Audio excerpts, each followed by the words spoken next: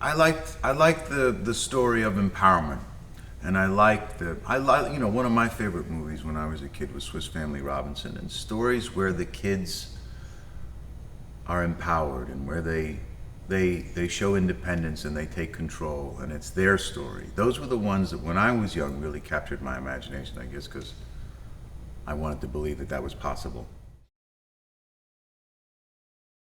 Vosh is an interesting guy. I think initially he's very much what everyone has been looking for. People are struggling to survive, and we always look towards the men and women of our armed services to assist. And when Vosh shows up, I think in many respects people feel like the cavalry has arrived. Mainly concerns itself with Cassie, who's played by Chloe Moretz, and she's you know, um, like a lot of us, feels a little bit alienated, a bit of an outsider, and when we first meet her, and then as things start to happen and the world starts to literally come apart, we discover that there's something of there's a quality to her as a character that I think actually makes her a great leader. And so the Fifth Wave is pretty much the story of her journey, trying to keep her family alive and together, and primarily to protect her little brother and get through this invasion. I didn't have that many chances to work with Chloe, but my sense of her right off the bat was that there was a toughness there that I think really worked for the character. Also a real sense of professionalism and a great work ethic.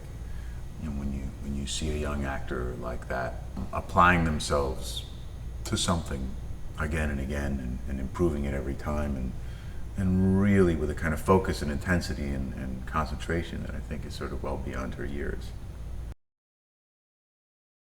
As actors, we tend to work so hard on our own that we come into a scene and we think that it's one thing, and then what's really exciting is when you meet an actor who completely redefines the scene for you. And that kind of happened for me with Nick. It's like Nick Robinson. It's like I just assumed that I knew. I assumed that I knew better, I guess, because I was older.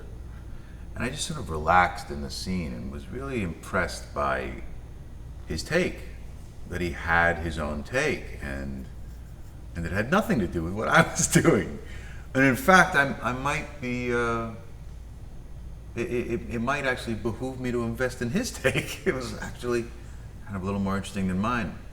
And that's exciting to see when that happens in young actors. It's encouraging.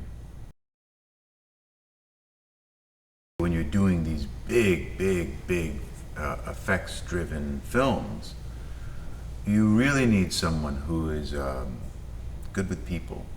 And Jay is, if nothing, immaculate in his control, patience, compassion, ability to hear you out, and then to make his own decision.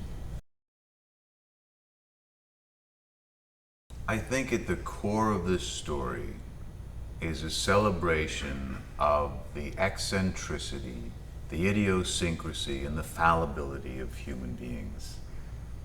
And I think that that's something that everyone can relate to. Part of the battle between the others and us is that they understand hope as our weakness. They understand emotion, they understand passion, they understand reckless behavior as a weakness. And part of what's great about this story is it celebrates those things as undeniably human. They make us what we are. Our faults, our cracks, our weaknesses are in fact what make us great.